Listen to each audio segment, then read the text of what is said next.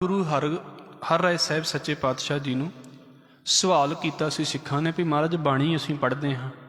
ਇਹ ਲਗਭਗ ਸਾਡੇ ਸਾਰਿਆਂ ਦਾ ਹੀ ਸਵਾਲ ਹੋਵੇਗਾ ਜੇ ਬਾਣੀ ਪੜ੍ਹਦੇ ਹਾਂ ਤੇ ਮਹਾਰਾਜ ਬਾਣੀ ਬੜੀ ਪੜ੍ਹਦੇ ਹਾਂ ਪਰ ਬਾਣੀ ਦੇ ਅਰਥ ਨਹੀਂ ਸਾਨੂੰ ਸਮਝ ਆਉਂਦੇ। ਇਹ ਐਕਸੈਪਟ ਕਰਨਾ ਚਾਹੀਦਾ ਹੈ ਸਾਨੂੰ, ਇਮਾਨਦਾਰੀ ਦੇ ਨਾਲ ਕਹਿਣਾ ਹਾਂ। ਸਾਡੀ ਬੜੀ ਕੌਮ ਹੈ ਬਾਣੀ ਪੜ੍ਹਦੀ ਹੈ, ਬਹੁਤ ਥੋੜ੍ਹੇ ਨੇ ਜਿਨ੍ਹਾਂ ਨੂੰ ਬਾਣੀ ਪੜ੍ਹਦਿਆਂ ਪੜ੍ਹਦਿਆਂ ਸਮਝ ਲੱਗੀ ਜਾਂਦੀਆਂ ਨੇ ਤੇ ਸਿਰਫ ਪਾਠ ਕੀਤਾ ਜਾਂਦਾ, ਪਤਾ ਨਹੀਂ ਲੱਗਦਾ ਮਹਾਰਾਜ ਕਹਿ ਕੀ ਰਹੇ ਨੇ। ਔਰ ਇਹ ਸਵੀਕਾਰਨਾ ਚਾਹੀਦਾ ਸਾਨੂੰ। ਮੈਨੂੰ ਨਹੀਂ ਲੱਗਦਾ ਕਿ ਅਸੀਂ ਕਹਿ ਦਈਏ ਵੀ ਸਾਨੂੰ ਸਾਰਾ ਹੀ ਸਮਝ ਆ ਗਿਆ। ਅਰਥ ਭੁੱਲ ਜਾਂਦੇ ਨੇ, ਪੜ੍ਹਿਆਂ ਬਾਅਦ 'ਚ ਵੀ ਭੁੱਲ ਜਾਂਦੇ ਨੇ। ਜਿਨ੍ਹਾਂ ਨੇ ਪੜ੍ਹੇ ਨਹੀਂ ਉਹਨਾਂ ਦੀ ਤਾਂ ਆਪਾਂ ਗੱਲ ਹੀ ਨਹੀਂ ਕਰਦੇ ਅਜੇ।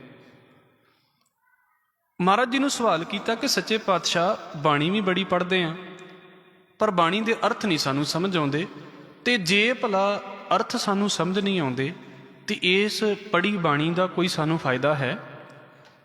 ਵੀ ਅਸੀਂ ਕਹੀਏ ਜੀ ਇਹ ਪੱਕੀ ਗੱਲ ਹੈ ਕਿ ਬਾਣੀ ਅਰਥ ਆਉਣਗੇ ਤੇ ਬਾਣੀ ਦੀ ਕੁਝ ਸਮਝ ਆਉਂਦੀ ਹੈ, ਧਿਆਨ ਵੀ ਤਾਂ ਹੀ ਲੱਗਦਾ ਨਹੀਂ ਤੇ ਧਿਆਨ ਨਹੀਂ ਲੱਗਦਾ।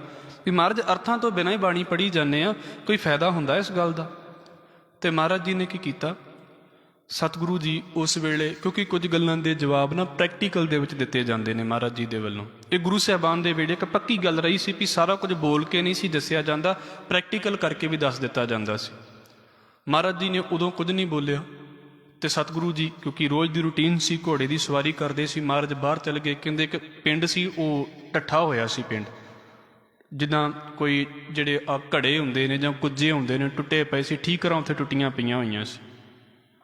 ਤੇ ਮਹਾਰਾਜ ਜੀ ਕਿਉਂਕਿ ਇੱਧਰੋਂ ਦਿਨ ਦਾ ਵੇਲਾ ਹੋ ਗਿਆ ਤੇ ਸਤਿਗੁਰੂ ਜੀ ਇੱਕ ਥਾਂ ਤੇ ਖਲੋ ਗਏ ਤੇ ਜਿਨ੍ਹਾਂ ਨੇ ਸਿੱਖਾਂ ਨੇ ਸਵਾਲ ਕੀਤਾ ਸੀ, ਮਹਾਰਾਜ ਕਹਿੰਦੇ ਵੀ ਐਸ ਕੁੱਜੇ ਦੇ ਵੱਲ ਵੇਖੋ। ਕੁੱਜਾ ਸਮਝਦੇ ਜੇ? ਹਾਂਡੀ ਹੁੰਦੀ ਹੈ ਪੁਰਾਣੇ ਸਮੇਂ ਦੇ ਵਿੱਚ, ਜਿਹੜੀ ਮਿੱਟੀ ਦੀ ਹੁੰਦੀ ਸੀ, ਜਿਹਦੇ ਵਿੱਚ ਦੁੱਧ, ਘਿਓ, ਦਹੀਂ, ਇਹੋ ਜਿਹੀਆਂ ਚੀਜ਼ਾਂ ਰੱਖ ਲਈਆਂ ਜਾਂਦੀਆਂ ਸੀ। ਤੇ ਉਹਦੇ ਵਿੱਚੋਂ ਨਾ ਕਿਸੇ ਬੀਬੀ ਨੇ ਘਿਓ ਰੱਖਿਆ ਹੋਇਆ ਸੀ ਪਹਿਲਾਂ, ਤੇ ਇਹਦੀ ਇੱਕ ਤਾਸੀਰ ਹੁੰਦੀ ਆ ਘਿਓ ਦੀ, ਥਿੰਦਿਆਈ ਛੱਡਦਾ ਹੈ। ਅਸੀਂ ਵਰਤਦੇ ਹਾਂ ਬਰਤਨ ਆਪਣੇ ਘਰਾਂ ਦੇ ਵਿੱਚ, ਇਹਦੀ ਤਾਸੀਰ ਹੁੰਦੀ ਹੈ। ਜਿਹੜੇ ਬਰਤਨ ਦੇ ਵਿੱਚੋਂ ਕੱਢਿਆ ਜਾਵੇਗਾ ਉੱਥੋਂ ਪਤਾ ਲੱਗ ਜਾਵੇਗਾ ਹੱਥ ਮਾਰਦਿਆਂ ਵੀ ਇਹਦੇ ਵਿੱਚ ਘਿਓ ਪਿਆ ਹੋਇਆ ਸੀ, ਤੇਲ ਵਾਲੀ ਚੀਜ਼ ਕੋਈ ਪਈ ਹੋਈ ਸੀ। ਮਹਾਰਾਜ ਜੀ ਨੇ ਕੀ ਵੇਖਿਆ ਵੀ ਉੱਥੇ ਰੋਕ ਦਿੱਤੇ ਆਪਣੇ, ਜਦੋਂ ਘੋੜਾ ਰੋਕਿਆ ਤੇ ਮਹਾਰਾਜ ਕਹਿੰਦੇ ਵੀ ਆਹ ਜਿਹੜੀਆਂ ਠੀਕਰਾਂ ਨੇ ਇਹਨਾਂ ਨੂੰ ਚੰਗੀ ਤਰ੍ਹਾਂ ਵੇਖੋ। ਹੁਣ ਘਿਓ ਸੀ ਉਹਦੇ ਵਿੱਚ ਤੇ ਸੂਰਜ ਜਿਹੜਾ ਸੀ ਉਹਦੇ ਉੱਤੇ ਚਮਕਦਾ ਪਿਆ ਸੀ, ਥਿੰਦੇ ਦੇ ਉੱਤੇ ਚਮਕੇਗਾ, ਉਹਦੇ ਤੋਂ ਚਮਕਦਾ ਪਿਆ ਸੀ। ਤੇ ਮਹਾਰਾਜ ਜੀ ਨੇ ਪੁੱਛਿਆ ਵੀ ਇਹ ਜਿਹੜਾ ਕੁੱਜਾ ਹੈ ਇਹ ਠੀਕਰਾਂ ਟੁੱਟੀਆਂ ਹੋਈਆਂ ਨੇ, ਇਹ ਕਾਹਦੀਆਂ ਟੁੱਟੀਆਂ ਹੋਈਆਂ ਨੇ? ਤੋ ਸਿੱਖ ਦੱਸਦੇ ਨੇ ਵੀ ਮਹਾਰਾਜ ਕਿਸੇ ਬੀਬੀ ਨੇ ਸ਼ਾਇਦ ਇਹਨੂੰ ਘਰ ਦੇ ਵਿੱਚ ਵਰਤਿਆ ਹੋਵੇਗਾ, ਘਿਓ ਪਾਇਆ ਹੋਵੇਗਾ, ਤੇ ਹੁਣ ਜਦੋਂ ਉਹ ਟੁੱਟ ਗਿਆ, ਕਿਉਂਕਿ ਮਿੱਟੀ ਦੇ ਬਰਤਨ ਦਾ ਟੁੱਟਣ ਦਾ ਕਿੰਨਾ ਕੁ ਸਮਾਂ ਲੱਗਦਾ ਸੀ, ਉੱਥੋਂ ਛੁੱਟਿਆ ਤੇ ਹੋ ਗਿਆ, ਤੇ ਉਹ ਟੁੱਟ ਗਿਆ ਤੇ ਉਹਨੇ ਸੁੱਟ ਦਿੱਤਾ ਹੈ। ਪਰ ਜਿਹੜਾ ਉਹ ਘਿਓ ਦਾ ਅਸਰ ਹੈ ਨਾ ਵੀ ਇਹਦੇ ਵਿੱਚ ਕਦੀ ਘਿਓ ਵਰਤਿਆ ਸੀ, ਉਹ ਅਜੇ ਵੀ ਇਹਦੇ ਵਿੱਚ ਹੈ। ਘਿਓ ਤੇ ਉਹਨੇ ਕੱਢ ਲਿਆ ਹੈ ਪਰ ਉਹ ਥਿੰਦਿਆਈ ਜਿਹੜੀ ਹੈ ਨਾ ਉਹ ਅਜੇ ਵੀ ਇਹਦੇ ਨਾਲ ਲੱਗੀ ਹੋਈ ਹੈ। ਮਹਾਰਾਜ ਕਹਿੰਦੇ ਤੁਹਾਨੂੰ ਸਵੇਰ ਵਾਲੀ ਗੱਲ ਦਾ ਜਵਾਬ ਪਤਾ ਲੱਗ ਗਿਆ ਵੀ ਜਿਹੜਾ ਤੁਸੀਂ ਸਵੇਰੇ ਸਵਾਲ ਕੀਤਾ ਸੀ ਵੀ ਮਹਾਰਾਜ ਬਾਣੀ ਪੜ੍ਹਦੇ ਆ ਪਰ ਅਰਥ ਨਹੀਂ ਪਤਾ ਤੇ ਸਾਨੂੰ ਕੁਝ ਫਾਇਦਾ ਹੋਵੇਗਾ। ਮਹਾਰਾਜ ਕਹਿੰਦੇ ਬਸ ਇੰਨੀ ਕੀ ਖੇਡ ਹੈ, ਘਿਓ ਤੇ ਕੁੱਜੇ ਦੇ ਵਿੱਚੋਂ ਕੱਢ ਲਿਆ ਹੈ, ਹੁਣ ਘਿਓ ਉੱਥੇ ਨਹੀਂ ਹੈ ਪਰ ਕੁਝ ਨਾ ਕੁਝ ਤੇ ਅਸਰ ਘਿਓ ਨੇ ਕੁੱਜੇ ਦੇ ਉੱਤੇ ਛੱਡਿਆ ਹੈ ਨਾ, ਕੁਝ ਨਾ ਕੁਝ ਤੇ ਬਰਤਨ ਦੇ ਉੱਤੇ ਅਸਰ ਹੋਇਆ ਹੈ ਨਾ ਘਿਓ ਦਾ। ਮਹਾਰਾਜ ਕਹਿੰਦੇ ਬਾਣੀ ਪੜ੍ਹੋ।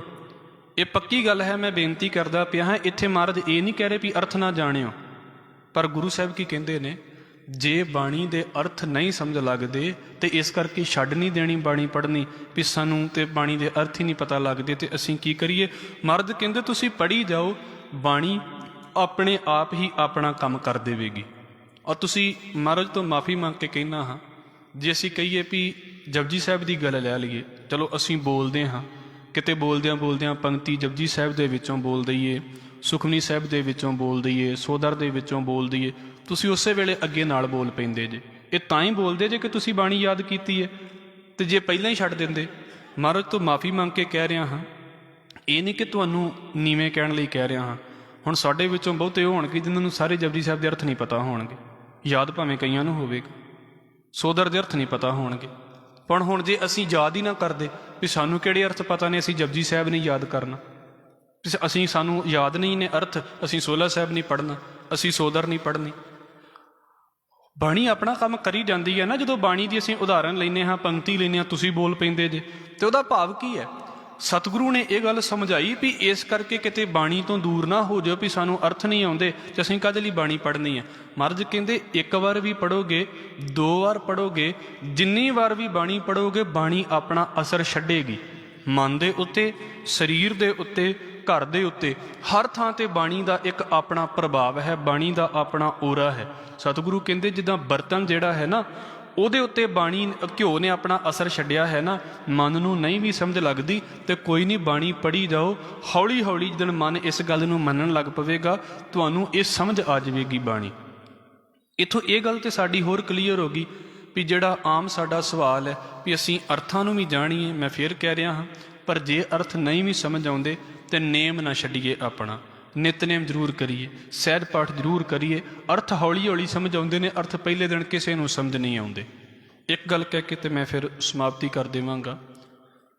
ਸਤਿਗੁਰੂ ਗੁਰੂ ਹਰਿਰਾਏ ਸਾਹਿਬ ਮਹਾਰਾਜ ਜੀ ਦੇ ਮਨ ਦੇ ਵਿੱਚ ਗੁਰੂ ਗ੍ਰੰਥ ਸਾਹਿਬ ਮਹਾਰਾਜ ਜੀ ਦੀ ਬਾਣੀ ਦਾ ਸਤਿਕਾਰ, ਵੀ ਅਸੀਂ ਜੇ ਇਸ ਆਪਣੀ ਬਾਣੀ ਨੂੰ ਗੁਰੂ ਮੰਨਦੇ ਹਾਂ ਤੇ ਅਸੀਂ ਕਿੰਨਾ ਕੁ ਸਤਿਕਾਰ ਕਰਦੇ ਹਾਂ।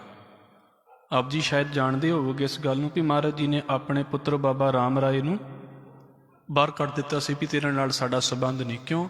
ਕਿਉਂਕਿ ਉਹਨੇ ਬਾਣੀ ਦੀ ਪੰਕਤੀ ਬਦਲ ਦਿੱਤੀ ਸੀ। ਇਹ ਘਟਨਾ ਲਗਭਗ ਅਸੀਂ ਸਾਰਿਆਂ ਨੇ ਜਾਣੀ। ਇੱਕ ਵਾਰ ਕਹਿੰਦੇ ਨੇ ਕਿ ਰਾਤ ਨੂੰ ਸੰਗਤ ਕਿਤੇ ਸ਼ਬਦ ਕੀਰਤਨ ਪੜ੍ਹਦਿਆਂ ਆ ਰਹੀ ਸੀ ਤੇ ਮਹਾਰਾਜ ਜੀ ਬਿਰਾਜਮਾਨ ਸੀ ਆਪਣੇ ਆਸਣ ਦੇ ਉੱਤੇ। ਤੇ ਜਦੋਂ ਮਹਾਰਾਜ ਦੇ ਕੰਨੀ ਆਵਾਜ਼ ਪਈ ਤੇ ਮਹਾਰਾਜ ਇੱਕਦਮ ਖੜੇ ਹੋ ਗਏ, ਬੈੱਡ ਤੋਂ ਉਤਰ ਗਏ ਜਿੱਥੇ ਮਹਾਰਾਜ ਆਰਾਮ ਕਰਦੇ ਪਏ ਸੀ। ਤੇ ਥੋੜ੍ਹੀ ਜਿਹੀ ਜਲਦੀ ਉਤਰੇ ਤੇ ਉਤਰਦਿਆਂ ਕਿਤੇ ਉਹਨਾਂ ਦਾ ਗੋਡਾ ਜਿਹੜਾ ਸੀ ਨਾ ਉਹ ਪਾਵੇ ਨਾਲ ਵੱਜ ਗਿਆ। ਇਹ ਅਕਸਰ ਸਾਡੇ ਨਾਲ ਹੋਇਆ ਹੋਵੇਗਾ, ਉਤਰਦਿਆਂ ਗੋਡਾ ਪਾਵੇ ਨਾਲ ਵੱਜ ਗਿਆ ਤੇ ਉਹ ਕਹਿੰਦੇ ਵੀ ਸੱਟ ਵੀ ਥੋੜ੍ਹੀ ਜਿਹੀ ਕਿਤੇ ਲੱਗ ਗਈ।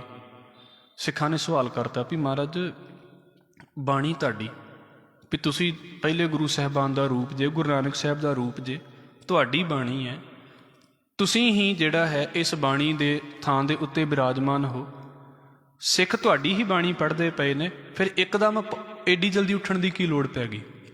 ਮਹਾਰਾਜ ਨੇ ਕਿਹਾ ਭਾਈ ਬਾਣੀ ਜਿਹੜੀ ਹੈ ਨਾ ਉਹ ਗੁਰੂ ਹੈ, ਠੀਕ ਹੈ ਇਹ ਸਾਡੇ ਮੁਖਾਰ ਬਿੰਦ ਤੋਂ, ਸਾਡੇ ਬੋਲਾਂ ਤੋਂ ਨਿਕਲਦੀ ਹੈ, ਪਰ ਇਹ ਅਕਾਲ ਪੁਰਖ ਵਾਹਿਗੁਰੂ ਦੀ ਬਾਣੀ ਹੈ। ਸਤਿਗੁਰੂ ਜੀ ਦਾ ਬਚਨ ਹੈ, ਗੁਰੂ ਰਾਮਦਾਸ ਸਾਹਿਬ ਮਹਾਰਾਜ ਜੀ ਦਾ, ਸਤਿਗੁਰੂ ਕੀ ਬਾਣੀ ਸਤ ਸਤ ਕਰ ਜਾਣੋ, ਗੁਰ ਸਿੱਖੋ ਹਰ ਕਰਤਾ ਆਪ ਮੂੰਹੋਂ ਕਢਾਏ।